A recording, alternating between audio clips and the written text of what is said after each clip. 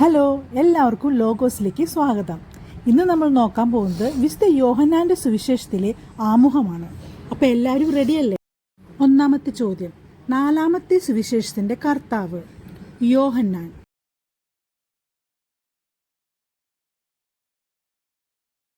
രണ്ടാമത്തെ ചോദ്യം, നാലാമത്തെ സുവിശേഷത്തിലെ കർത്താവ് യോഹന്നാനാണെന്ന് ഡാഷ് സാക്ഷ്യപ്പെടുത്തുന്നു. പാരമ്പര്യം. യോഹന്നാന്റെ സുവിശേഷത്തിന്റെ രചന എവിടെ വെച്ച് പൂർത്തീകരിച്ചു? AD 95 എഫേസോസിൽ വെച്ച്. നാലാമത്തെ ചോദ്യം, യോഹന്നാന്റെ സുവിശേഷത്തിന്റെ ഉള്ളടക്കം എന്താണ്?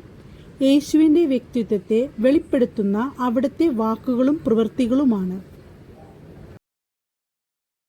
അഞ്ചാമത്തെ ചോദ്യം, യോഹന്നാന്റെ സുവിശേഷത്തെ എങ്ങനെയെല്ലാം വിശേഷിപ്പിക്കാം? വിശ്വാസത്തിന്റെ സുവിശേഷം, ജീവന്റെ സുവിശേഷം. ആറാമത്തെ ചോദ്യം, നാലാം സുവിശേഷത്തെ പ്രധാനമായും തരംതിരിക്കുന്നത് എങ്ങനെ? അടയാളങ്ങളുടെ പുസ്തകം, മഹത്വത്തിന്റെ പുസ്തകം.